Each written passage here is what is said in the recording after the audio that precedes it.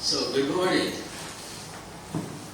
I have to apologize. I speak 7 languages, but Slavic languages is a huge gap in my education, so I apologize. I'm sorry. You can ask me questions in all these other languages, but not Serbian. I'm sorry. I apologize. I should be able to do better. Well, it's great to be here. My first trip to Serbia. I've lived a lot of places in the world. I used to live in Germany. My father was Swiss. My mother was Scottish, so I'm a mix. And now I live in Canada. And I'll talk today about really the history of finding the perfluorinated compounds.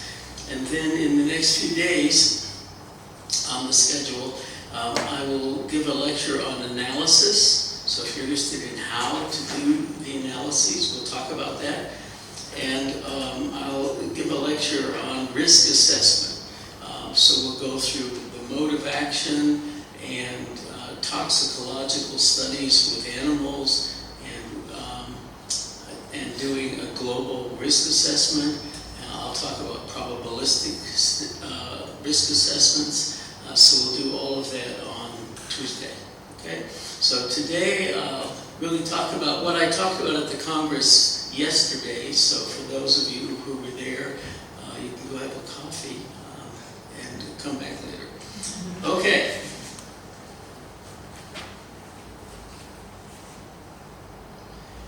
I'm now at Baylor University. I'm retired from the University of Saskatchewan. I believe, in your career you generally move at least twice, maybe different in Serbia, I don't know. But in the rest of the world, universities will do almost anything to get you, but almost nothing to keep you. So people move from place to place. So I've been at the University of Georgia, Michigan State University, and then the University of Saskatchewan, where I was a Canada research chair. And in that position, I was helping the Minister of the Environment. I wrote all the policies and procedures for the Canadian Environmental Protection Act. I was on the board of scientific advisors for the United States EPA for many, many years. So in my career, I've done a lot of different things. So all these publications are only because I had a lot of really good students and postdocs from all over the world. We had a very, very international program. But now I'm at Baylor University. We're a Christian university in Waco, Texas. And you're all welcome to visit me when I'm there. I'm there about 3 months out of the year.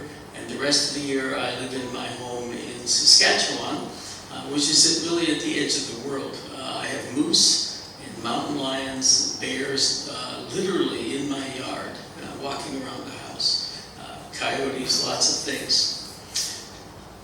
We think we have one of the premier programs in environmental toxicology and chemistry at Baylor.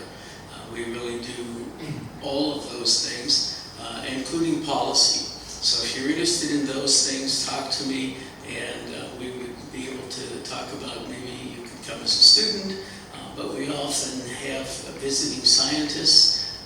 We have a very strong program. Well, any questions? We have a strong program with the Fulbright Commission.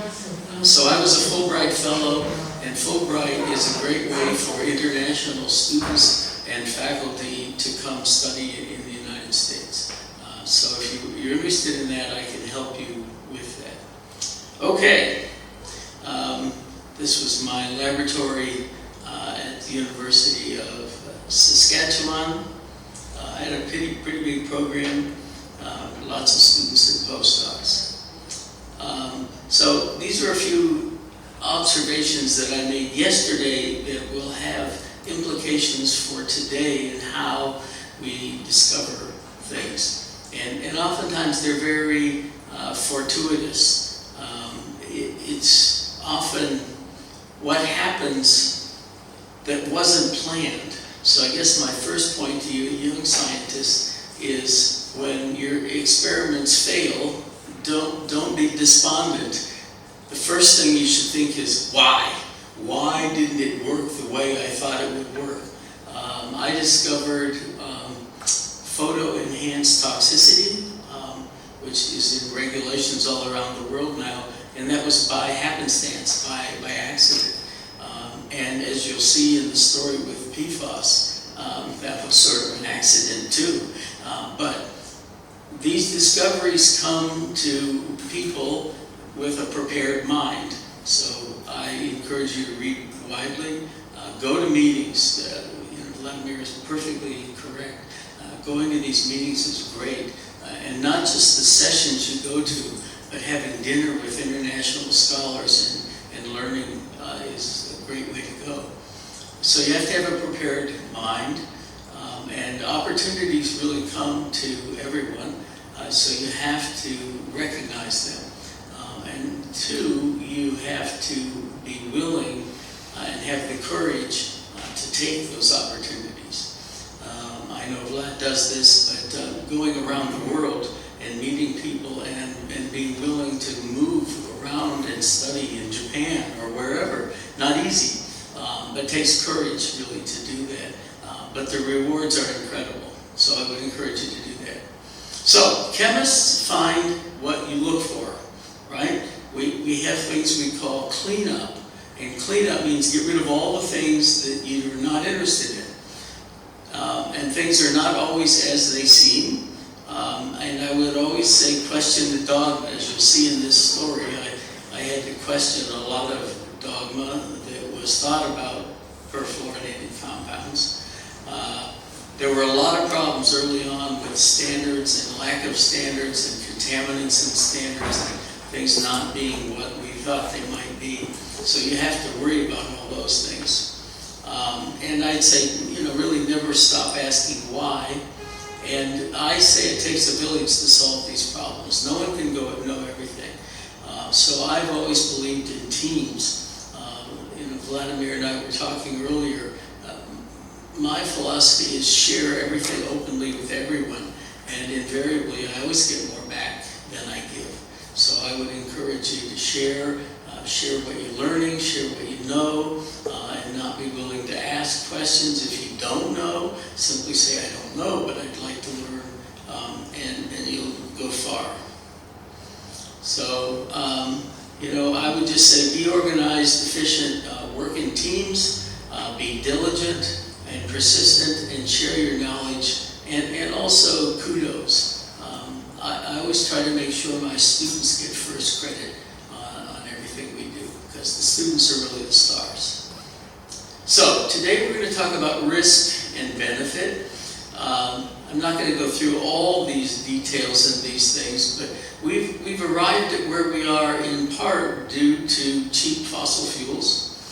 Without that, a lot of the technological advances we've made really wouldn't have happened. So that's created a lot of opportunities and very positive things, including things like infant mortality that has decreased greatly. But as you know, burning the fossil fuels has resulted in global climate change, which is an issue. So we've gotten benefits from that, and now we need to manage the results of that. So all of these things, including chemicals, have risks and benefits. And what my job has been in advising the governments and industries around the world is to try to maximize the benefit and minimize the risk. One of my jobs now is I'm the Global Environment Advisor to the CEO of Royal Dutch Shell. Interestingly, Royal Dutch Shell is a fossil fuel company, right? They make oil, Shell oil. But the Dutch government, they're owned half by the government, and the Dutch government wants to get out of fossil fuels. So how do you do that? They want to stay an energy company, but they want to get out of fossil fuels. And I have to advise them on how to do that. And everything you talk about, whether it be wind or solar, all have risks. And so my job is to try to tell them, here are the risks, how can we get the benefits and minimize those risks. These chemicals I call Janus chemicals. Remember the Greek god Janus, the two-faced god? A few examples of this are DDT. I'm Swiss, so it was invented by Carl Müller, a Swiss who in 1948 got the Nobel Prize for inventing DDT because it saved millions of lives around the world. So it was a wonder chemical. Later we learned that it will basically reduce reproduction in birds and almost extirpated bald eagles from North America. And so that was a negative. It turned out it's also a human carcinogen, so it was eventually phased out. But initially was a wonder chemical. PCBs, I mentioned this because I know you're very interested in PCB remediation, and PCBs were invented as a safety measure and mandated by government in all schools and hospitals in the United States and Canada to be used in transformers. When I was a boy, we didn't have electricity on my farm. Electricity came in 1957, and with electricity came transformers, electrical transformers, and they were filled with mineral oil. And when they were hit by lightning, they would catch on fire and throw burning oil onto everything, including your house, and it was very dangerous. And so the government said, we have to stop, we have to protect the people, and PCBs solved that problem. They weren't flammable, they were good electrical insulators, they were liquids, they were persistent, and all of those things that made them a great industrial chemical and saved a lot of lives. In the end, when they got in the environment through a lot of misuses or just transformers exploding, caused a lot of problems. Chlorofluorocarbons is close to my heart. When I was a boy, once we got electricity, we had a refrigerator. Does anybody here have a refrigerator? Does anybody not have a refrigerator? Where do you keep your refrigerator? In the house? Of course. Well, when I was a boy, we got our first refrigerator, and my mother would not allow it to be in the house. Why? Anybody guess why?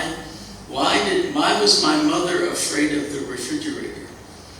Because it would kill you.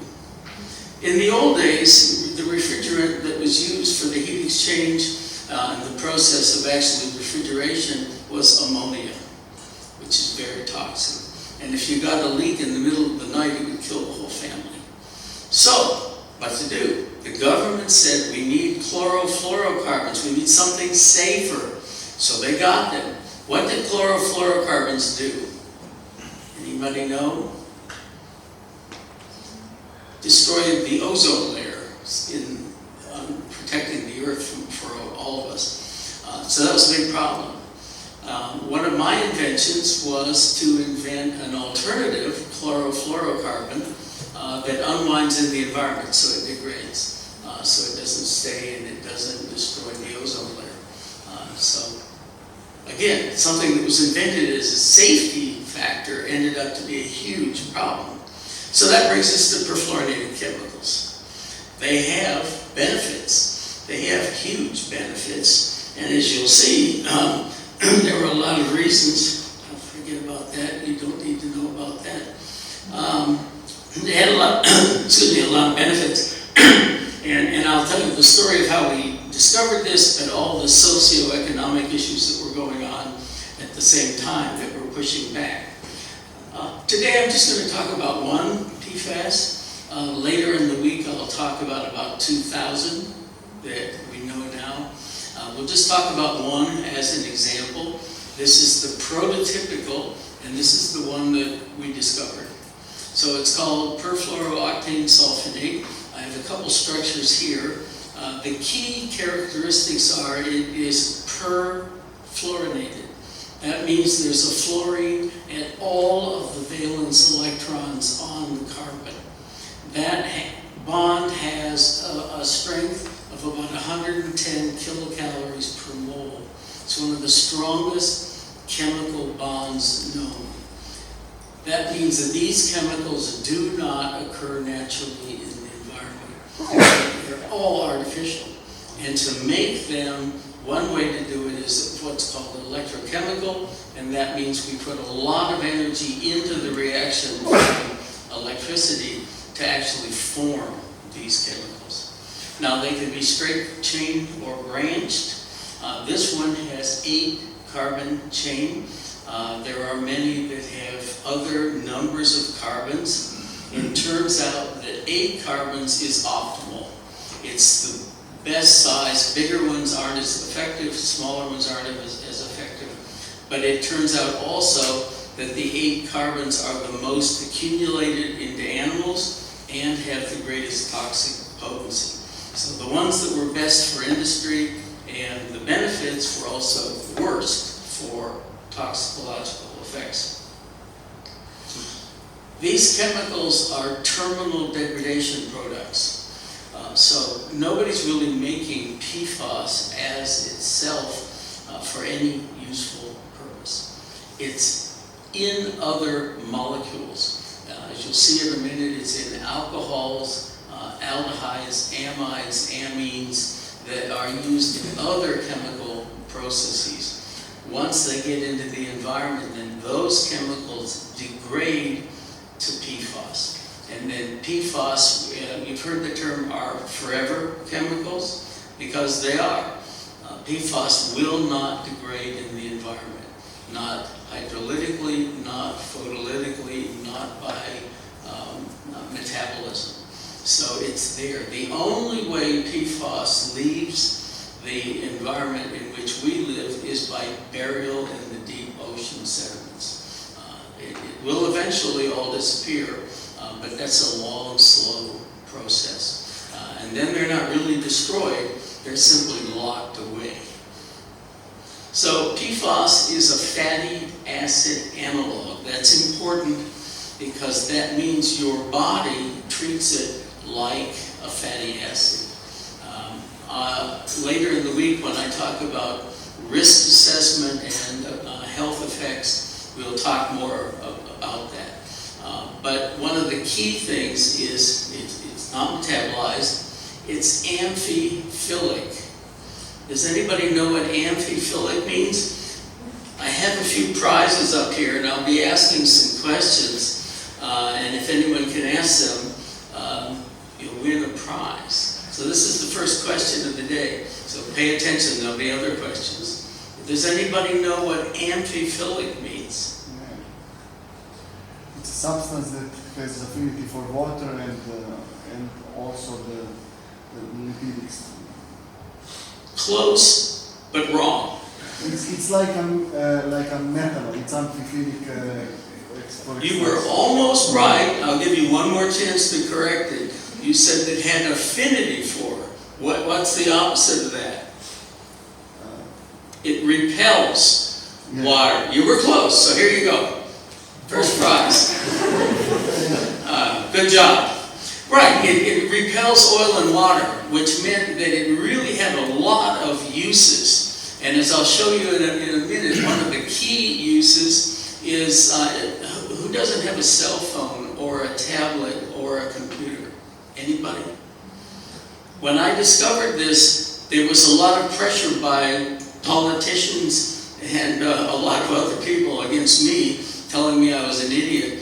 Because at the time, without this chemical, you could not make flat screen things like phones. You couldn't. So, they were saying, my God, what are you trying to do? Destroy the world's economy? So it was a big deal.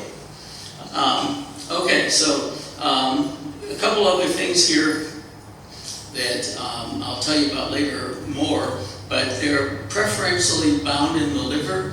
And one of the key things is the way they behave is not like PCBs. It's not like dioxins. It's not like chlorinated hydrocarbons. Those tend to partition into lipid. These compounds bind to proteins. And that'll become important on next Tuesday when we could talk about that in more detail. So where do they come from? Well, they were used in lots of things, but when I was a boy, we would go to the county fair, and if I would get a hot chocolate on a cold morning, they would put it into a paper cup that was coated with wax. What do you think happens when you put hot cocoa into a wax paper cup? It's a disaster, okay? It's not good. When you get your hamburger, it's got juice and grease in it, and you'll end up with it all on your shirt, right? So these chemicals are amphiphilic. They repel water and grease. So you can see here, they were in a lot of products. I'm working on a project now in a state in America called Maine, where all of the groundwater is contaminated by these compounds that were waste products coming from a factory that was making paper plates. So they're pictured here. One of the biggest products was something called Scotch Guard. There were other variations called Scotch BAM. And these were big molecules that had several PFAS in them, linked to sort of a central molecule, and they could degrade. So this is just sort of a list of all these things, because they were in many, many, many different things. One of the major uses was in carpeting, again to repel moisture and grease so they wouldn't soil. Put them in clothing, and microchips. Okay, you could not make microchips without this chemical. So another one of my patents, one of my inventions, would be a replacement so you could still make microchips without PFAS. I'm going to skip over a lot of these specifics. This presentation is available to everybody. I've left a copy with Vlad, but I can email it to you as well as a PDF, and you're welcome to have it. It has a lot of detail that I won't talk about today. But some of the key things are PFAS, the degradation product, has a very low vapor pressure. That means it doesn't end up in the air. It's very water soluble. So when it goes into the environment, where will it be? Where will it be? Groundwater. Groundwater is one, but water in general, right? But groundwater in particular, because it has a net negative charge and it travels very, very well in water. Excellent. There you go. We got to get people from the back. Come up closer where I can get you something. Okay. I'm not going to talk more about the chemical properties today. But it's thermally stable, and it's not photolyzed. And what that means is later we'll talk about remediation and how you destroy this. But it's very, very difficult to treat and destroy once it's in the environment. The point of this is it's very, very different than DDT. That meant when we started studying these compounds, we couldn't do what we call read across, right? So if you bring a new structure to me or to Vladimir, he would look at it and go, oh, it looks like whatever. And because of that, I know a lot about it because I know a lot about those chemicals. Well, with these chemicals, there was nothing that we could say it's similar to. So we didn't have that. And it meant none of the rules, none of the analytical techniques, none of the laws really applied to these chemicals. They were very, very different. So how did they get into the environment? So this is where the story begins. And in 1997, I was asked by the 3M company, one of the major manufacturers, to do what they call an environmental audit. In an environmental audit, they share everything. You sign a confidentiality agreement. They were paying me as a consultant. I was getting paid about $3,000 a day to be there. And they present everything. They say, here's what we make, here's how we make it, here's how much we make, here's how it's used. Here's what we know about the toxicological profile. And it was about a 3-day briefing. And at the end, they want you to write them a report and tell them how they're doing. And 3M, being a very, very green company, expected that I would write a report and say, well, that's great. You guys, everything's good. No problems. Carry on. And so I was listening, and they said, the major part of our production goes into treating carpeting. Soil Scotchgard. When you buy carpeting, they'll often give you the option of Scotchgarding your carpet to protect it from oil and grease and water. And so they said about 70% goes into manufacturing carpeting, and the rest, about 30%. All the other uses are kind of minor amounts. They're used, they're important, but the amount you use in making microchips is tiny, a few milligrams. But in carpeting, you were using hundreds of millions of kilos to make it. And they said about 30% goes into aftermarket applications for carpeting. I said, well, why? And they said, well, you just do.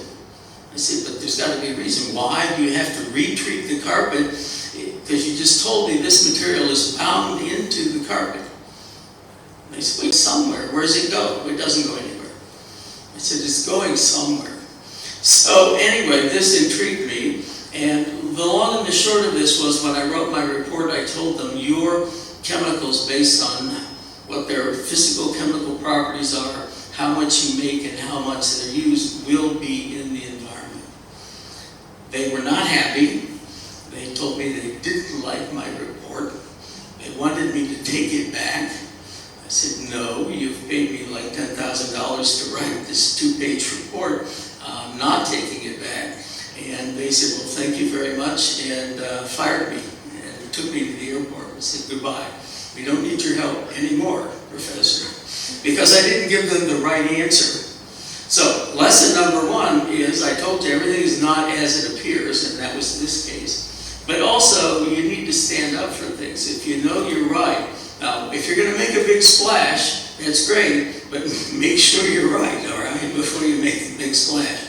Well, I was pretty confident, but I didn't have all the data to prove this, so they sent me away.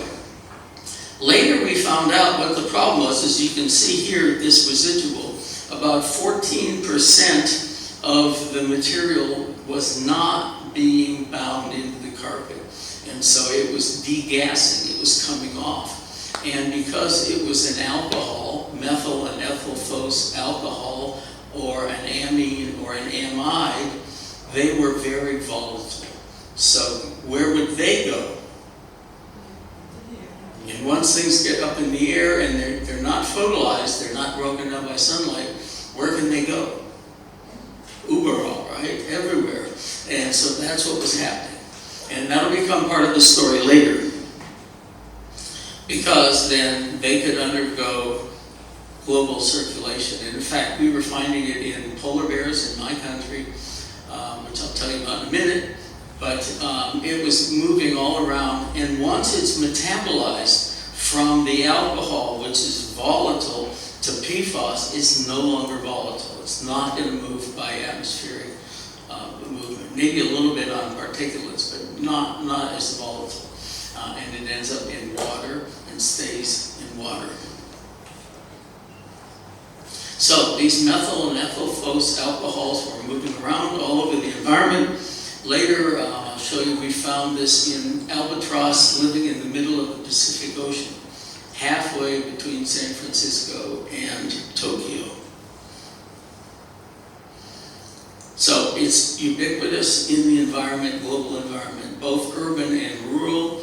It accumulates into humans and wildlife. I can find it in all your blood, everybody. Anybody ever eat microwave popcorn? Yeah. Without microwave popcorn, Canadian culture would collapse, all right? But yeah, because it's perfect for microwave popcorn bags, right? Oil and grease. So it was in all these things, and people were eating it when they bought their McDonald's hamburger. So people were being exposed, and we found it, we looked everywhere and found it really everywhere. So the story was, we started with this audit that I did. I told you they didn't like my report. They fired me, but I left my report and went away. And some months later, I received a phone call from one of the technical people at 3M.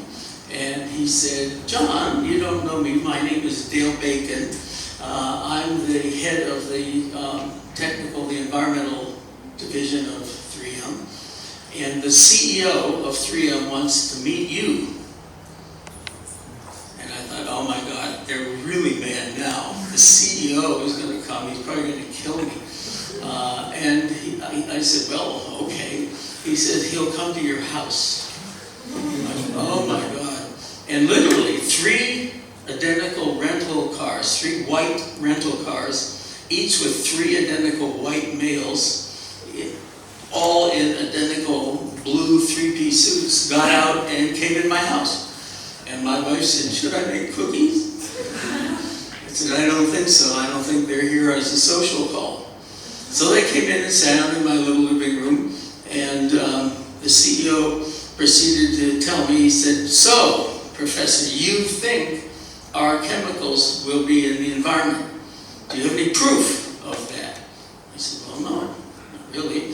Just based on what you told me and how they're used and their properties, I said, I know you'll find them.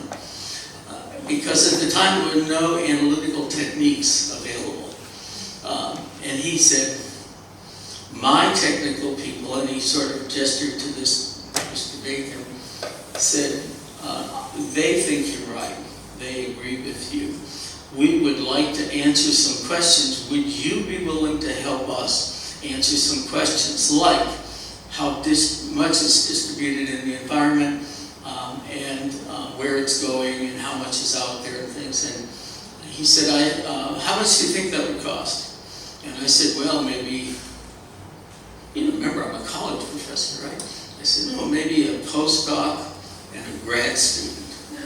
And he said, well, what would that cost? And I said, well, I'd want to, do it for like maybe 3 years. So, for those for over a period of 3 years, maybe $100,000. And of course, you have to give the university some overhead. And he said, I came here authorized to give you $3.5 million and hire any equipment you need. Whatever you need, you just tell us and we'll get it. And I said, well, that's fine, but we have rules. I mean, I have to be free to say whatever I find. I can't keep anything secret. And his response was, we only have one requirement, and that's for you to not blindside the US EPA. Make sure they know what you're finding first before you go to the press. So that was the situation. We did not have the instrumentation then that we have now or needed. And so there were no methods for this at all, no standards available at all, and really nothing was known about the toxicology. And I told him if I work on this, I'm not going to do just the chemistry, I'm going to work on the toxicological properties and try to work up mechanisms of action and things like that. So what we needed to do was develop and validate methods. I've brought with me standard operating procedures for everything we do. I've given Vladimir, I think I gave you a list. I gave him a list that has several hundreds of SOPs for everything. How to collect samples, how to maintain them, how to archive them, how to analyze them, everything. And those are freely available to all of you. Okay, and if there's anything on the list that you want, I'll send you a PDF and make it available. We wanted to conduct a global survey and determine mechanisms of action, which I'll talk about on Tuesday, and collect and do a global risk assessment, which I'll also talk about on Tuesday. And they wanted us to present all the information to the regulators, and we really had to do all this in a year. 1 year. That's why I'm on the Mirasoft medal. We figured it all out. Okay, I'm not going to talk about any of the analytical methods today, so we'll talk about that in detail coming up.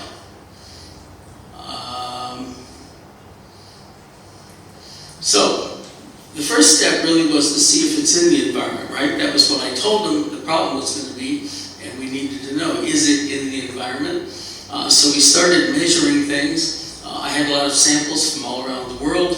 I had friends all over the world that I could ring up and say, hey, send me a little sample of this or that. I had former students and postdocs all over the world, and we started collecting all these samples. And we wanted to establish what the background is, and then do a risk assessment, which we'll talk about next week. So the first thing was, and this is the most famous thing, I think, we were doing a program to monitor the environment for PCBs, dioxins, dibenzofurans, organochlorine insecticides, a lot of things. Because I'm a dual citizen, I was working in the US and Canada, and we had funding from a lot of agencies, and we were using eagle blood. Eagles are at the top of the food chain, and when they lay an egg, what's in the egg and what's in the blood of the chicks is related only to that regional area where they're feeding. So they were a good way for us to monitor all around. And so I had all these eagle blood samples, and I told my students, let's go looking for PFAS. Here's the structure, here's what it looks like. I had an LCMS, but it was pretty primitive. It was a unit mass instrument. That meant that I had a resolution of 1 atomic mass unit, which is not very good. The mass of PFAS is 500, and the ion we'd be looking for would be 499. So that's really all we had to look at. So anyway, we didn't have good ways to extract it or anything, but we took a look, and we found huge concentrations of PFAS, what we thought was PFAS. Much higher than DBT or anything else.